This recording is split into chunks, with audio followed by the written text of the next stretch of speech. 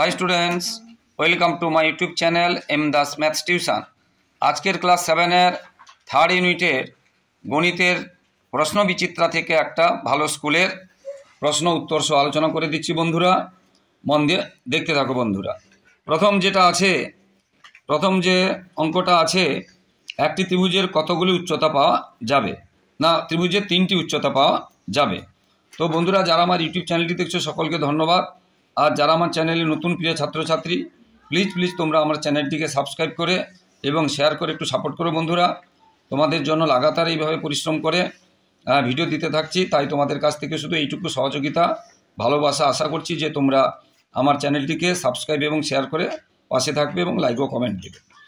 অঙ্কের সাজেশনও দিয়ে দিয়েছি এবং নমুনা প্রশ্ন উত্তর সহ করে দিয়েছি। শুধু অঙ্ক নয়, ভৌতবিজ্ঞান, জীববিজ্ঞান, ইতিহাস, ভূগোল সমস্ত বই সাজেশন উত্তর সহ দিয়েছি। তাই যারা এখনও এইগুলো দেখোনি তোমরা আমার ইউটিউবে গিয়ে সার্চ করে দেখে নাও বা প্লেলিস্টে গিয়ে সার্চ করে তোমরা দেখে নাও বন্ধুরা। তো এখানে যেটা বললাম, একটি ত্রিভুজের কতগুলি উচ্চতা পাওয়া যাবে? তিনটি উচ্চতা পাওয়া যাবে। বর্গক্ষেত্রের ঘূর্ণ প্রতিস্থাপন মাত্রা কয়টি? চারটি। দেখো, বর্গক্ষেত্র ঘূর্ণন প্রতিসম মাত্রা আমরা এই বাহু থেকে হাফ করতে পারি দিকে, আবার বাহু থেকে সমান দুটো খণ্ড করতে পারি, আবার এদিক থেকেও করতে পারি, এদিকেও করতে পারি। তাহলে একটা, দুটো, তিনটে, চারটা। বর্গক্ষেত্রের ঘূর্ণন প্রতিসম মাত্রা কয়টি হলো? চারটি। এরপরে পঞ্চভুজের কর্ণ সংখ্যা কয়টি? এটা মোস্ট ইম্পর্ট্যান্ট, খুব মন দিয়ে শোনো বন্ধুরা। তো এখানে পঞ্চভুজের কথা বলেছে, তোমাদের চেঞ্জ করে দিতে পারে, ষড়ভুজ, অষ্টভুজ, দশভুজ বলতে পারবে। যতগুলো ভুজ বলে, ভুজ মানে বাহু, পঞ্চ মানে 5, ষড় মানে 6, অষ্ট মানে 8, দশভুজ মানে 10, এইভাবে বলবে। মূল সূত্রটা কি? কর্ণ বের করতে গেলে মূল সূত্র হচ্ছে n × n-3/2। n মানে বাহুর সংখ্যা, n × n-3/2। এখানে পঞ্চভুজ বলেছে, ওই জন্য যেখানে যেখানে n আছে সেখানে সেখানে আমরা 5 বসাবো। যদি ষড়ভুজ বলতো 6 বসাতাম, অষ্টভুজ বললে 8 বসাতাম। তো এইভাবে আমরা বসিয়ে দিলাম। আগে প্রথম বন্ধনী কাজ, 5 থেকে 3 গেলে 2, 2 দিয়ে কেটে গেলে 5 কে 5। তাহলে পঞ্চভুজের কর্ণ সংখ্যা কয়টি হলো? 5টি। কিন্তু ষড়ভুজে যে 6টি হবে তা নয়, তোমাদের করতে হবে 6 - 3, 6 থেকে 3 গেলে 3 এরকম করে তোমাদেরকে করতে হবে। যে সূত্রটা কি বুঝতে পারে, তখন এখানে 6 হবে, 6 থেকে 3 গেলে 3 দিয়ে কাটলে 3 থেকে 9টা হবে তখন। আচ্ছা, এরপরে বলেছে রম্বসের ঘূর্ণন কেন্দ্র কোনটি? রম্বসের ঘূর্ণন কেন্দ্র হবে কর্ণদ্বয়ের ছেদবিন্দু। দেখো, বর্গক্ষেত্রের এই যে বর্গক্ষেত্রে বাহুকে আমরা হাফ করলে পেয়েছি, কিন্তু রম্বসের আমরা পাবো না, শুধু কর্ণগুলো পাবো, শুধু কর্ণগুলো ছেদ করলে আমরা পাবো। তাহলে রম্বসের ঘূর্ণন প্রতিকেন্দ্র কোনটি হবে? না, কর্ণ দুটির ছেদবিন্দু। এরপরে 1 বর্গ মিটার সমান কত হেক্টোমিটার? 1 বর্গ মিটার সমান কত হেক্টোমিটার?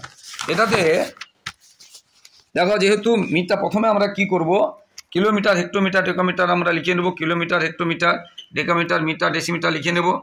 এবারে বলেছে হেক্টোমিটার আর মিটার, বলেছে 1 বর্গ মিটার সমান কত হেক্টোমিটার, মানে উল্টো দিকে আসছে, মিটার থেকে হেক্টোমিটারে।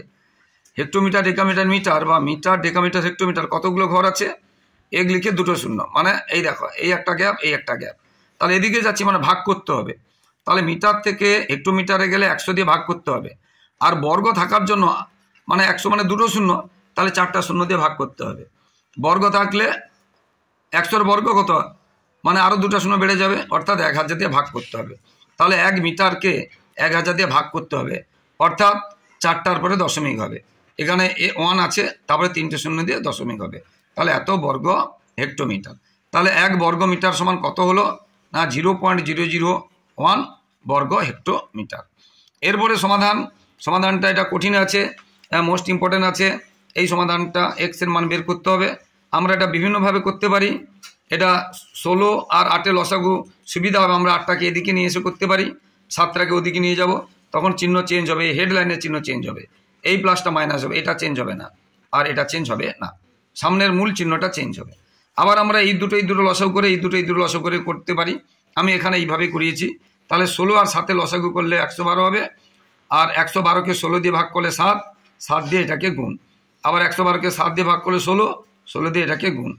8 আর 10-এর লসাগু 40 হবে, দেখে নাও 7 আর ওই যে 112 হয়েছে, এটা 8 আর 10 লসাগু তোমরা লসাগু করতে জানো যেহেতু 40 হবে। এবারে 40কে 8 দিয়ে ভাগ করলে কত 5, 5 দিয়ে এটাকে গুণ, আর 40কে 10 দিয়ে ভাগ করলে কত 4, 4 দিয়ে এটাকে গুণ, এবং মাইনাস আছে বলে এখানে মাইনাস দিয়েছি, আর এখানে প্লাস আছে বলে প্লাস দিয়েছি।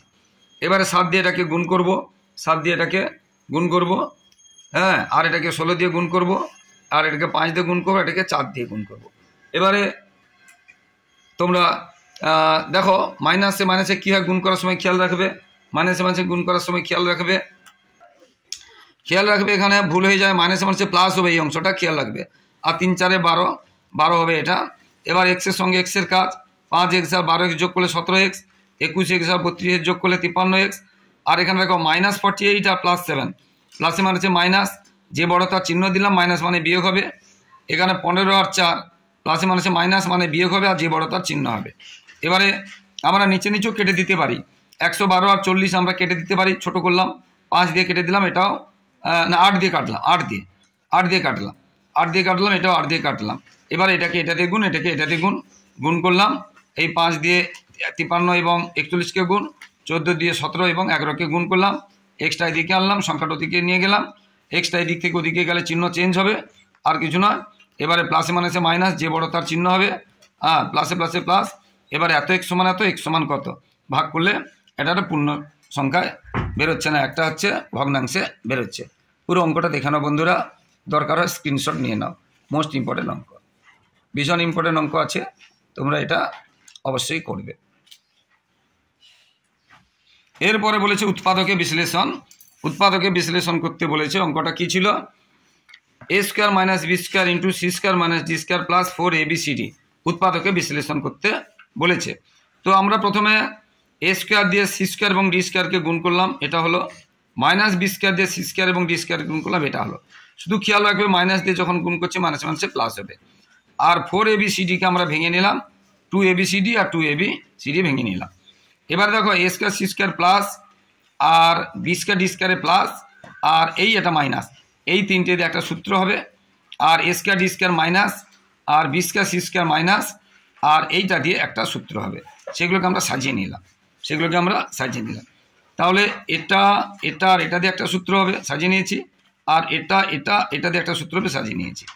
এবার আমরা দেখো a² c² মানে ac whole square, b² d² মানে bd হোল স্কয়ার। এবারে দেখো এখানে abcd মানে দেখো ac গুণ bd মানে abcd, গুণের সময় আগে পরে থাকলেও একই উত্তর হয়।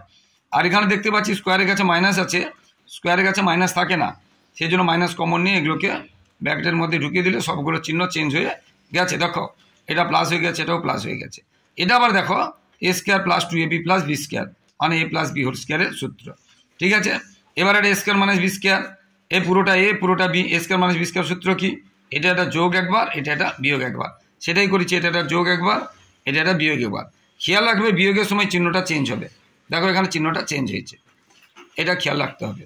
এটা যখন এটা যোগ করব কারোর চিহ্ন চেঞ্জ হবে না, কিন্তু যখন বিয়োগ করব বিয়োগের পরে যেটা বড় সেটা চিহ্ন চেঞ্জ হবে। দেখো বিসি সামনে প্লাস ছিল, বিসি সামনে মাইনাস হয়ে গেছে। পুরো অঙ্কটা দেখানো বন্ধুরা, দরকার হয় স্ক্রিনশট নিয়ে না।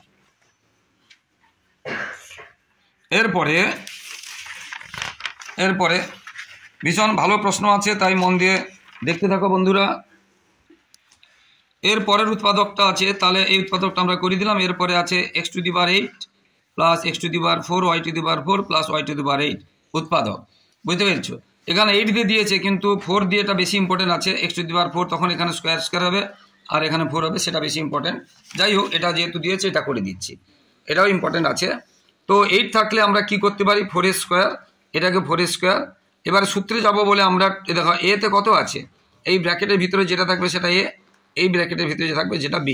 তাহলে সূত্রে যাব বলে আমরা 2ab দিলাম, কিন্তু এখানে x4 y4 একটা ছিল, আমরা সূত্রে যাব বলে x4 y4 দুটো দিয়েছি, তাহলে একটা বেশি দিয়েছি বলে একটা মাইনাস করে দিলাম, ঠিক আছে। তাহলে এটা a² + 2ab + b², তার সূত্র হবে a + b হোল স্কয়ার, আর এটা মাইনাস, এটা যেমন আছে এটাকে 4 আছে বলে আমরা স্কোয়ারে হোল স্কয়ার করে দিলাম। এবার এটা আবার কার সূত্র, a² - b², যে দেখো স্কোয়ার আছে মাঝে মাইনাস আছে, a² - b² সূত্র কি, এটা প্লাস একবার, আর এটা মাইনাস একবার। দেখো এটা লিখেছি প্লাস দিয়ে এটা লিখেছি, আবার এটা লিখেছি মাইনাস দিয়ে এটা লিখেছি।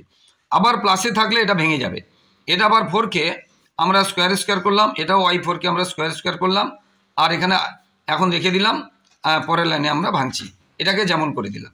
তাহলে এটাকে আমরা এই যে 2 দিলাম, a square plus 2ab plus b square 2 দিলাম, কিন্তু এখানে তো x স্কোয়ার y স্কোয়ার দুটো ছিল না, একটা ছিল। আমরা সূত্রে যাব বলে আগের মতো এখানে যেমন করালাম, আমরা 2 দিলাম, এই 2 যেমন দিলাম, একটা বেশি দিয়েছি, একটা মাইনাস করে দিয়েছি, আর এটা যেমন আছে তেমন রেখে গেছি। তাহলে a square plus 2ab plus b square এটা কার সূত্র? a plus b whole square. এতে কিন্তু আগে থেকে স্কোয়ার আছে, বি তো আগে থেকে স্কোয়ার আছে, আর এটাকে আমরা ব্যাকে ঢোকালে এক্স ওয়াইকে শুধু এক্স ওয়াই পাবো বাইরে স্কোয়ার করলে। আবার এটা লক্ষ্য করে দেখো, স্কোয়ার মাইনাস বি স্কোয়ার সূত্র, এটা একটা যোগ একবার, এটা একটা বিয়োগ একবার, আর এটা যেমন আছে তেমন রেখে দিলাম, এটা থাকলো। ভীষণ ইম্পর্টেন্ট অঙ্কগুলো আছে, দেখে নাও বন্ধুরা। আবার আমি তোমরা দরকার স্ক্রিনশট নিয়ে নাও, পুরো অঙ্কটা দেখিয়ে দিচ্ছি, দরকার স্ক্রিনশট নিয়ে নাও। এরপর একটা সমাধান করতে বলেছে, এটা একদম মোস্ট ইম্পর্টেন্ট, আসবে বলতে পারো, এই সমাধানটা মোস্ট ইম্পর্টেন্ট, ভীষণ ইম্পর্টেন্ট, একদম আসবে। আর এই অঙ্কগুলো বিভিন্নভাবে করানো যায়, যারা খুব কাঁচা তাদের মতো করে সহজ করে করাচ্ছি, এটা সমাধান করতে হবে। প্রথমে 1/2 ইন্টু এত, 1/3 ইন্টু এত, 1/4 ইন্টু এত, সবসময় মনে রাখবে উপরেরটা দিয়ে গুণ হয় আর নিচেরটা নিচে থেকে যায়। তাহলে 1 দিয়ে গুণ করলে যেইকে সেই থাকবে নিচে 2, 1 দিয়ে গুণ করলে যেইকে সেই থাকবে নিচে 3, 1 দিয়ে গুণ করলে যেইকে সেই থাকবে নিচে 4। এবার আমরা কি করলাম, এটা লসাগু করে দিলাম। অন্যভাবেও করা যায়, এইভাবে করে দিচ্ছি, এটা লসাগু করলাম, 12 হবে, 12কে 2 দিয়ে ভাগ করলে 6, 6 দিয়ে উপরে গুণ, এই যে 12কে 3 দিয়ে ভাগ করলে 4, 4 দিয়ে উপরে গুণ, 12কে 4 দিয়ে ভাগ করলে 3, 3 দিয়ে উপরে গুণ। এবার আমরা শুধু গুণ করে দিয়েছি, গুণ করার পরে এক্স এক্স এক্স এটা যোগ করেছি, সংখ্যা এগুলো যোগ করেছি। এবারে এর নিচে আছে বলে 16 নিচে 1 দিয়ে দিলাম, এটাকে এটা দিয়ে গুণ, এটাকে এটা দিয়ে গুণ, তাকে বলে বজ্র গুণন বা কোনাকুনি গুণ। এটা 1 দিয়ে গুণ করলে যে কে সি থাকবে, এটাকে এটাতে গুণ করলাম। এবার যেহেতু এক্সের মান বের করব, এই 23টা এদিকে চলে আসবে, সমানের এদিক থেকে ওদিকে গেলে চিহ্ন চেঞ্জ হয়, আমরা বিয়োগ করে দিলাম। 13x সমান যদি এত, x সমান কত, এক্সের সঙ্গে যেটা গুণ থাকে সেটা ভাগ হয়, তাহলে 169কে 13কে ভাগ করলে 13 পেলাম, তাহলে এটাই সমাধান। তাহলে নির্ণয় সমাধান 13। পুরো অঙ্কটা দেখে নাও বন্ধুরা, আর একবার আমি করে দিচ্ছি, দরকার হয় তোমরা স্ক্রিনশট নিয়ে নাও, পুরো অঙ্কটা দেখে দিচ্ছি। ভীষণ ইম্পর্ট্যান্ট, এটা একদম 100% গ্যারেন্টি দিচ্ছি, এই অঙ্কটা একদম প্রায় পরীক্ষায় আসে, তাই তোমরা মন দিয়ে দেখবে বন্ধুরা, মন দিয়ে দেখবে। এরপরে যে অঙ্কটা আছে, এরপরে অনেকগুলো অঙ্ক আছে, সবগুলো অঙ্ক করালে ভিডিও অনেক লেন্থি হয়ে যাবে, তাই কিছু কিছু অঙ্ক বাদ দিয়ে করাচ্ছি, আর কিছু অঙ্কগুলো তোমরা দেখে নাও। বুলু তীর্থের থেকে 7 বছরের বলো, কিন্তু আমিনার বয়স তীর্থের বয়সের দ্বিগুণ অপেক্ষা 3 বছরের কম, তাহলে এরকম অঙ্ক, এই ধরনের অঙ্ক তোমাদের বইতেও আছে, বুঝতে পেরেছো। একটি সাইকেল রিক্সা থেকে একটি অটো রিক্সার গতিবেগ ঘন্টা এত কিমি, মোস্ট ইম্পর্টেন্ট অঙ্ক আছে, এই ধরনের অঙ্ক তোমাদের বইতে আছে। এত মিটার লম্বা একটি মালগাড়ি এত কিমি বেগে এগিয়ে চলছে, এই অঙ্কটাও তোমাদের বইতে আছে, দেখে নেবে। এবারে এই ধরনের অঙ্কটা একটা যেহেতু আসবে, তাই এটা আমি করে দিচ্ছি বন্ধুরা। কৃষ্ণনগরে একটি কুমোরে 5 মাসে মাটির পুতুল ও সোলার পুতুলের তৈরি, নিচে দেওয়া হলো তথ্যচিত্র দ্বিস্তম্ভ, চিত্রের সাহায্যে প্রকাশ করতে বলেছে। জানুয়ারি মাসে, ফেব্রুয়ারি মাসে, মার্চ মাসে, এপ্রিল মাসে, মে মাসে মাটির পুতুল 600, 500 সোলার পুতুল, মাটির পুতুল 550, সোলার পুতুল 450, এইভাবে দেওয়া আছে। এটাকে দ্বিস্তম্ভ লিখে চিত্রের সাহায্যে করতে হবে। তো বন্ধুরা, এটা গ্রাফ পেপার ছাড়া করা যাবে না। এবার তোমাদের স্কুলে কি ধরনের গ্রাফ পেপার দেবে তার উপরে তোমরা ভর করবে। এখানে একটু লক্ষ্য করে দেখো বন্ধুরা, কতগুলো হিসাব এখানে আছে, দেখো লক্ষ্য করে। প্রথমত আমাদের মাটির পুতুল এবং সোলার পুতুল 1 2 3 4 5, 5টা মানে জানুয়ারি 5 2 10, 10টা ঘর পেতে হবে আমাদের, এবং মাঝে গ্যাপ রাখতে হবে। দেখো এই যে গ্যাপ, আবার এরকম 1টা 2টা 3টে এরকম 5টা জোড় বা 10টা ঘর পেতে হবে, গ্যাপ পেতে হবে। তাই এখানে মাত্র তুমি যদি 5 করো তাহলে কিন্তু জায়গা কুলাবে না 5টা করে করলে, সেই জন্য আমি দুটো করে ছেড়ে করেছি। দুটো ছেড়ে আবার দুটো নিলাম, আবার দুটো ছেড়ে দুটো নিলাম, কারণ 10টা ঘর এবং আমাদের 4টা গ্যাপ, 14টা ঘর দরকার। 5টা করে নিলে এখানে 14টা ঘর হয়তো পাবো না, তাই আমরা দেখে নেবো, যদি পাই ভালো 14টা, সেই জন্য আমরা দুটো করে ছেড়ে করেছি। এবার এখানে দেখো এই যে ঢেরা চিহ্ন এটাকে মাটির পুতুল করেছি, আর এমনি যে আকার চিহ্ন এটাকে সোলার পুতুল করেছি। আর ক্ষুদ্রতম বর্গক্ষেত্রের প্রতিটি বাহুর দৈর্ঘ্য 20টি পুতুল করেছি। কেন দেখো, আর এখানে তোমরা এরকম করে নেবে, এখানে x x dot y y dot মাঝখানে এরকম দেখে নাও কেমন করে করেছি। আর এই দিকেটা হচ্ছে মাস, এই দিকে আছে পুতুলের সংখ্যা, এরকম করে তীর চিহ্ন দিয়ে দেবে মাস লিখে, এটা পুতুলের সংখ্যা, আর এটা জানুয়ারি ফেব্রুয়ারি এরকম মাস লিখবে, বুঝতে পেরেছে। এইবারে দেখো আমরা 5টা ঘর গিয়ে 100 লিখেছি, মানে একটা একটা ঘর 20, সেই জন্য আমরা লিখেছিলাম ক্ষুদ্রতম বর্গক্ষেত্রের প্রতিটি বাহুর দৈর্ঘ্য 20টি পুতুল। তাহলে যেহেতু আমরা, কারণ এখানে দেখো 10টা ঘর পরে 100 গেলে আমাদের ঘর কুলাবে না, কারণ এখানে অনেকটা সংখ্যা আছে, 900 আছে, তাহলে আমাদের 9টা ঘর 10 10 করে পাবো না। হ্যাঁ, 10টা ঘরের পরে যদি আমরা 100 লিখতাম, এখানে 0 লেখার পরে এখানে যদি 100 লিখতাম, এরকম 9টা ঘর আমরা কিন্তু পেতাম না। সেই জন্য আমরা 5টা ঘরের পরে 100 লিখিয়েছি। এটা একটু হিসাব করে নিতে হবে কতগুলো সংখ্যা দেওয়া আছে, আমরা দেখে নেবো ততগুলো ঘর পাবো কিনা, সেই জন্য। তাহলে 5টা ঘর পরে 100 লিখেছি, মানে একটা একটা ঘর 20, এবং সেটা লিখে দিতে হবে ক্ষুদ্রতম বর্গক্ষেত্রের প্রতিটি বাহুর দৈর্ঘ্য 20টি পুতুল, বা 1 একক সমান 20টি। 1 একক সমান, এখানে আমরা 0-র পরে 100 লিখেছি, মানে 1 একক সমান 100, 1 একক সমান 100, বুঝতে পেরেছো? বা তোমরা এরকম লিখবে, এটা লিখবে, ঠিক আছে। এবার দেখো তোমাদের জানুয়ারি মাসে যেটা বলেছিল মাটির পুতুল 600 বলেছিল, তাহলে 600 পর্যন্ত গেছি, এবং সোলার পুতুল 500 পর্যন্ত ছিল, 500 পর্যন্ত গেছি জানুয়ারি। এবার একটু ফাঁক দেবার ফেব্রুয়ারি মাসে 550 বলছিল, তাহলে 500 আর 600-র মাঝের সংখ্যা হবে। আর সোলার পুতুল বলেছিল 450, তাহলে 400 এবং 500-র মাঝের সংখ্যা হবে, সেইভাবে আমরা গেছি। এবারে মার্চ মাসে এটা বলেছিল 450 মাটির পুতুল, এই জন্য 500 এবং 400-র মাঝে হয়েছে, আর সোলার পুতুল বলেছে 600 পর্যন্ত গেছি। এবার এপ্রিল মাসে 700 আর 800-র মাঝে 750 বলেছিল, ওই জন্য এখানে গেছি, এইভাবে অঙ্কটা হবে। পুরো ছবিটা তোমরা দেখে নাও, পুরো ছবিটা দরকার স্ক্রিনশট নিয়ে নাও, এইভাবে তোমাদেরকেও করতে হবে। স্ক্রিনশট নিয়ে ভালো করে দেখবে, পুরো যা যা লিখেছি, যেখানে যা লিখেছি তোমরা কিন্তু সেইভাবে করবে। আর এইগুলো করতে গিয়ে ঢেরা চিহ্নগুলো বা এইগুলো করতে গিয়ে বেশি সময় দেবে না, মোটামুটি করে দেবে, কারণ পরীক্ষায় সময় একটা খুব গুরুত্বপূর্ণ ব্যাপার, এটা মোটামুটি করে দেবে। এরপরে আমরা একটি আয়তক্ষেত্রের দৈর্ঘ্য এবং প্রস্থ দেওয়া আছে, দৈর্ঘ্য দেওয়া আছে 30 মিটার এবং প্রস্থ দেওয়া আছে 18 মিটার, আর ঘরের মেঝে বাঁধাতে 3 ডেসিমিটার কতগুলো বর্গাকার টালি লাগবে। দেখো এটা আছে ডেসিমিটারে, এগুলো আছে মিটার, দৈর্ঘ্য এবং প্রস্থ মিটারে আছে।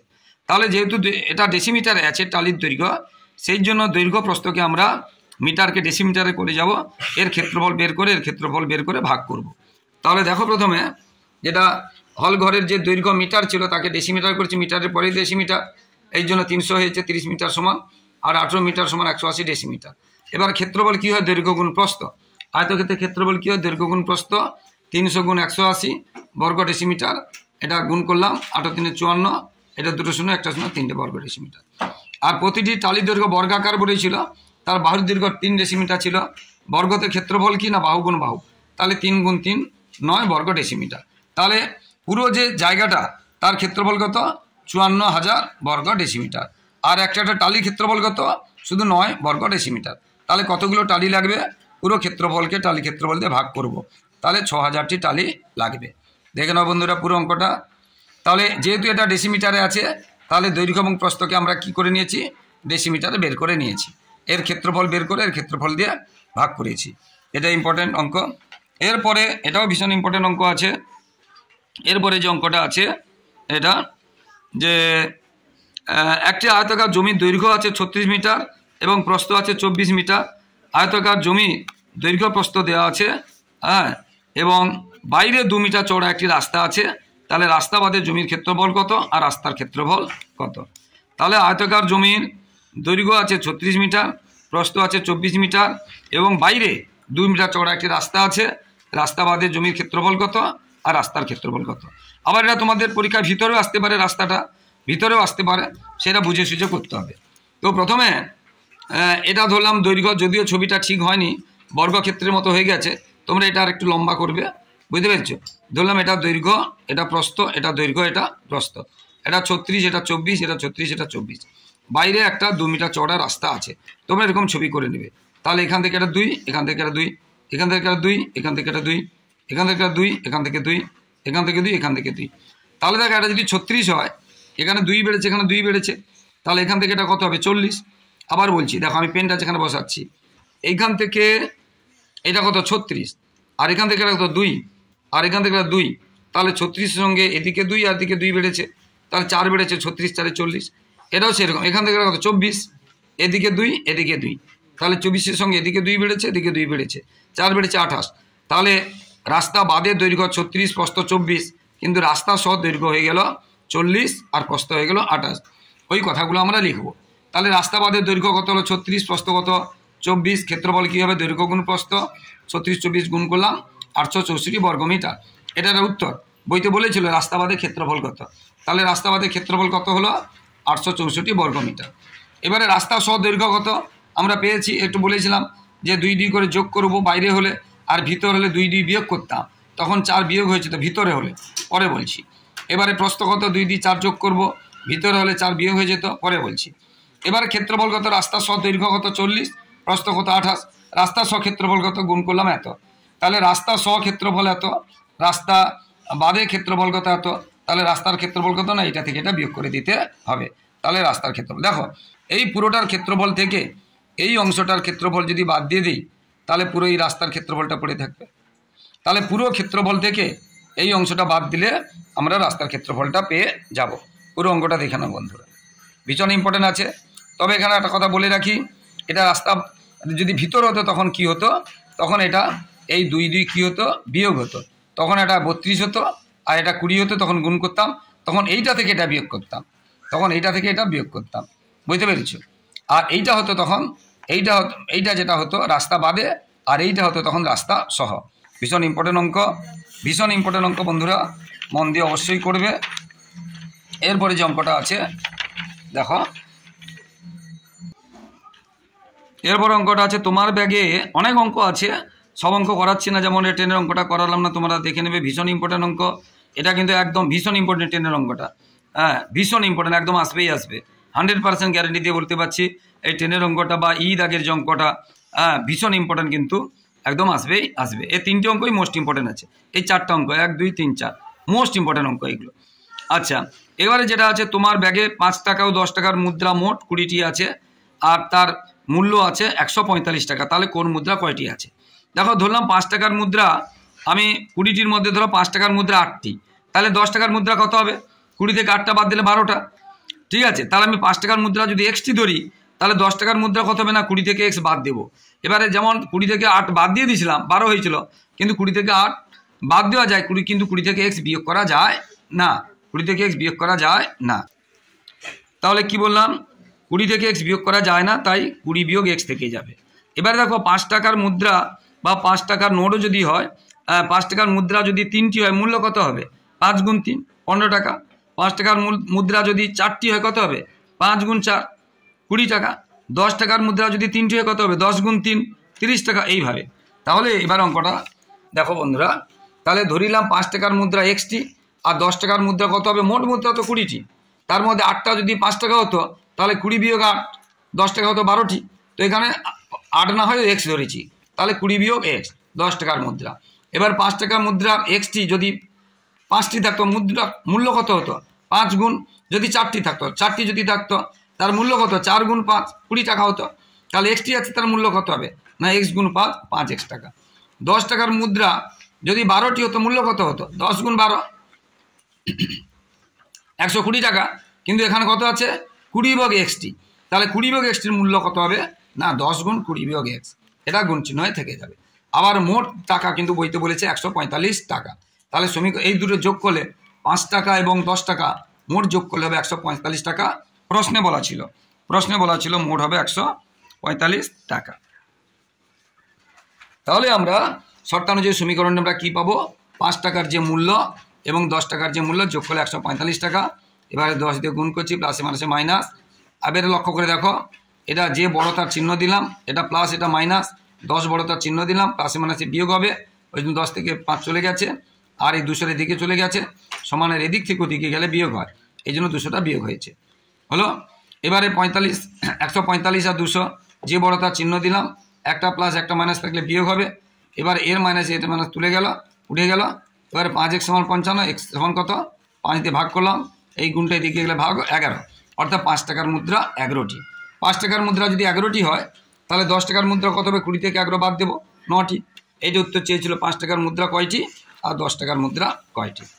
এরপরে বন্ধুরা যে ইম্পর্টেন্ট একটা জ্যামিতি আঁকা আছে, ভীষণ ইম্পর্টেন্ট, ভীষণ একদম আসবে বলা যেতে পারে।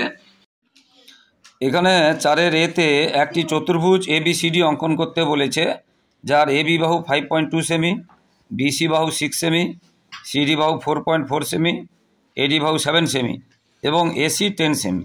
AC দেওয়া আছে চতুর্ভুজ, দেখো ABCD AC মানে একটা ছেড়ে, অর্থাৎ এটা কর্ণ। তাহলে কর্ণ দেয়া থাকলে আমরা এই 4টা বাহু আগে মাপ নিয়ে করে নেব এবং কর্ণ করে নেব, তারপরে আমরা প্রথমে কর্ণ করব। দেখে নাও বন্ধুরা, এবারে এখানে দেখো প্রথমে আমরা 4টা বাহু এবং কর্ণটা বলেছে কর্ণ করে নিয়েছি। এরপরে নিচে একটা রশ্মি বা সরলরেখা থেকে আমরা এই যে কর্ণের সমান করে কর্ণ যে মাপটা দেওয়া ছিল AC, এই ACর সমান করে আমরা কেটে নিলাম এবং সঙ্গে সঙ্গে আমরা এখানে নাম দিয়ে দেবো, সঙ্গে নাম দিয়ে দেবে, তাহলে ভুল হবে না, A এবং C। তাহলে দেখো চতুর্ভুজ কীরকম হয়, আমরা যদি এরকম করি যে ABCD, তাহলে AC দেওয়া আছে, তাহলে এর এ ধারে হবে B, অর্থাৎ ABর মাপ নিয়ে আমরা এতে বসিয়ে একটা কাটবো আর BCর মাপ নিয়ে আমরা সিতে বসিয়ে একটা কাটবো। তাহলে এদিকে হবে B, ABCD, এদিকে B হবে আর এদিকে D হবে। তাহলে ABর মাপ নেব। এবার আমরা ABর মাপ নিয়ে ABর মাপ নিলাম, ABর মাপ নিয়ে আমরা এতে বসিয়ে কাটলাম, ABর মাপ নিয়ে আমরা এতে বসিয়ে কাটলাম। B হবে, তাহলে এটা হবে কি BC, এটা BC। এবার BCর মাপ নেব, এবার আমরা BCর মাপ নেব, BCর মাপ নিয়ে আমরা BC, তাহলে সিতে বসে কাটবো, তাহলে এটা হবে B। সঙ্গে সঙ্গে আমরা নাম দিয়ে দেবো B, এটা পরে যোগ করছি। তাহলে ABC, এদিকে হবে D, ABCD D, তাহলে ADর মাপ নিয়ে এতে বসাবো, ADর মাপ নিয়ে এতে বসাবো।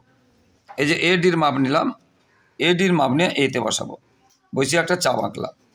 এবার এটা হবে CD, CDর মাপ নিয়ে সিতে বসাবো, CDর মাপ নিয়ে সিতে বসাবো, CDর মাপ নিলাম এবং সিতে বসালাম, তাহলে এটা হবে D, এটা হবে D। এবার আমরা যোগ করে দেব সবগুলো, AB যোগ করে দেব এবং BCও যোগ করে দেব, BC যোগ করে দেবো, প্রত্যেকটা আমরা যোগ করে দেব। এবারে CD যোগ করে দেব, এবারে AD যোগ করে দেব। এটা হয়ে গেল চতুর্ভুজ, যে চতুর্ভুজ আঁকতে বলেছিল এটা হলো সেই চতুর্ভুজ। আশা করি বন্ধুরা বুঝতে পেরেছো, এইভাবে ছবিটা হবে, ঠিক আছে। 4-এর বিটটাতে আছে ABCD একটি রম্বস অঙ্কন করো, যার ABC কোণ সমান 60 ডিগ্রি এবং AB বাহু সমান 6 সেমি। আমরা জানি রম্বসের প্রত্যেকটা বাহু সমান হয়, তাহলে প্রথমে আমরা যে কোণ বলেছে সেটা চাঁদা দিয়ে করে নিতে পারি। এবার যেহেতু এটা 60 ডিগ্রি কোণ বলেছে, 60 ডিগ্রি কোণটা আমরা এমনিও করতে পারি চাঁদা ছাড়া, আর যদি অন্য কোণ বলে তোমরা চাঁদা দিয়ে করে নেবে। আর 60 ডিগ্রি কোণটা আমরা এমনিও করে নিতে পারি। আর যে বাহুটা বলেছে AB, সেই বাহুটা আমরা করে নিলাম। এইবারে প্রথমে আমরা কি করব, এইখানে একটা রশ্মি টানবো, যে কোনো একটা রশ্মি বা সরলরেখাংশ টানবো, সেখান থেকে আমরা ABর সমান মাপ নিয়ে আমরা কেটে নাম দিয়ে দেব, বুঝতে পেরেছো? তবে যেহেতু B কোণ বলেছে আমরা এইখানে B দেব, তাহলে এদিকে হবে রম্বসের সবগুলো বাহু সমান হবে। আমরা B কোণ যদি এখানে AB দিতাম তাহলে এধারে কোণটা আঁকতাম, কিন্তু এই ধারে কোণটা আঁকার সুবিধা হবে, তাই আমরা এটা B দিয়েছি। এবার বিতে 60 ডিগ্রি কোণ আমরা যদি আগে চাঁদা নিয়ে করে নিই, তাহলে এই যে গোল এখানে একটা গোলের মাপ নিতে হবে। তবে 60 ডিগ্রি কোণ আমরা এমনিও করতে পারি, 60 ডিগ্রি কোণ আমরা এমনি করতে পারি। 60 ডিগ্রি কোণ কি চাঁদা ছাড়া করা যায়? দেখো, প্রথমে একটা চাপ আঁকবে, সেই চাপটাকে আর ছোট বড় করা যাবে না, ওই একই চাপের মাপ নিয়ে এখানে কেটে দিবে, এটা হয়ে যাবে 60 ডিগ্রি, এটা হয়ে যাবে 60 ডিগ্রি এবং এটাকে আমরা বাড়িয়ে দিলাম। এবারে দেখো, যেহেতু AB 6 সেমি বলেছে, তাহলে আমরা এইখানে দেব, দেখো ABC, দেখো এটা AB এবং এটা হলো C, ABC, এটাও 6 সেমি, এটাও 6 সেমি। দেখো এটাও আবার রম্বস বলেছে, যেহেতু সবগুলো বাহু সমান হবে, তাহলে এটাও 6 সেমি, সিতে বসিয়ে কাটলাম, আবার এতে বসিয়ে কাটলাম, এটাও 6 সেমি। এইবার এটা আমরা যোগ করে দেব, তাহলে ABC এটা হয়ে যাবে D, এটা আমরা যোগ করে দেব। এটা খুব সহজ আছে, ABCD রম্বস, যার একটা কোণ দেওয়া আছে আর একটা বাহু দেওয়া আছে, একটা বাহু মানে সবগুলো বাহু সমান হবে। তাহলে এটা হয়ে গেল রম্বস, এটা হয়ে গেল 60 ডিগ্রি, এটা হলো 6 সেমি, সবগুলো বাহুই 6 সেমি হবে। আশা করি বন্ধুরা বুঝতে পেরেছ। বন্ধুরা যারা আমার ইউটিউব চ্যানেলটি দেখছো সকলকে অসংখ্য ধন্যবাদ। আর যারা আমার চ্যানেলে নতুন প্রিয় ছাত্রছাত্রী, প্লিজ আমার চ্যানেলটিকে সাবস্ক্রাইব করে একটু সাপোর্ট করো বন্ধুরা, একটু পাশে থাকো বন্ধুরা। তোমাদের জন্য লাগাতার পরিশ্রম করে এইভাবে ভিডিও দিচ্ছি, তাই তোমাদের কাছ থেকে শুধু এইটুকু ভালোবাসা, সহানুভূতি আশা করছি যে আমার চ্যানেলটিকে তোমরা সাবস্ক্রাইব ও শেয়ার করে একটু সাহায্য করবে, পাশে থাকবে। আর লাইক ও কমেন্ট করতে ভুলো না বন্ধুরা। সবার পরীক্ষা খুব ভালো হোক, সবার ভবিষ্যৎ ভালো হোক, সবাই খুব ভালো থাকো। জয় হিন্দ, বন্দে মাতরম।